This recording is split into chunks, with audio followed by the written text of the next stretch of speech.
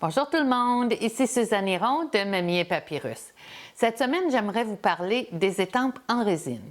C'est une des deux sortes d'étampes que Stampin' Up! Vous propose et elles ont des grands avantages, les étampes en résine. Une d'entre autres, qu'on peut les utiliser pour l'étampage à 2 étapes. Mais pour prévenir un des désavantages est qu'elles tachent. Souvent, on a une ombre d'encre qui demeure sur l'étampe en résine.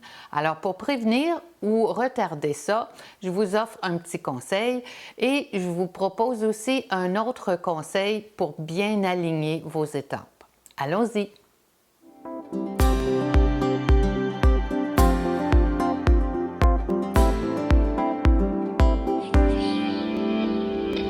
Quand on reçoit un jeu d'étampes en résine, notre jeu d'étampes est aussi magnifique que ceux en caoutchouc, mais il y a 2 petites choses que j'aimerais partager avec vous cette semaine.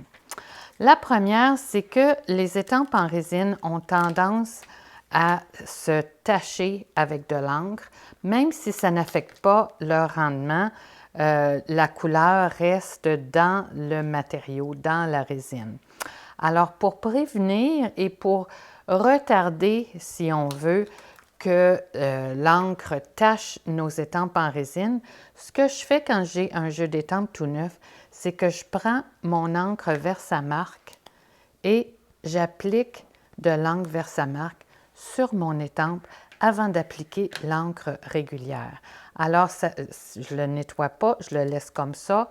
Alors, ça prépare ma résine et au moment où je vais étamper dans mon encre classique, il n'y aura pas de taches après le nettoyage.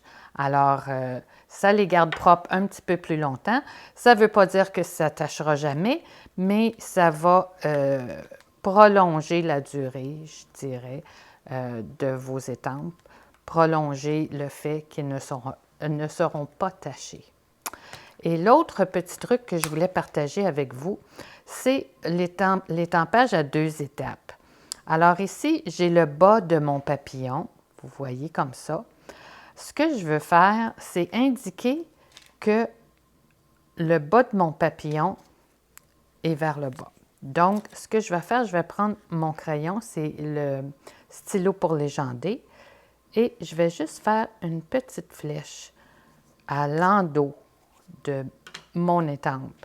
Alors, quand vient le temps d'étamper, l'encre ne touche pas à la petite flèche et quand vous la nettoyez, la petite flèche reste là et ça vous indique où appliquer votre encre quand c'est une étampe à 2 étapes. Alors, la même chose pour le haut des ailes de mon papillon. Ce que je vais faire, je vais le tourner sur le côté qui ne touchera pas à l'encre et je vais faire une petite flèche ici vers le haut pour indiquer que c'est le haut de mon papillon. Alors, quand je vais retourner mes ailes de papillon pour les 2 étapes, je vais savoir que cette partie-là va vers le haut. Et quand je nettoie mon étampe, la petite flèche reste et l'encre est enlevée de mon étampe. Alors voilà, c'était mon petit truc de la semaine. J'espère que vous avez apprécié et à la semaine prochaine!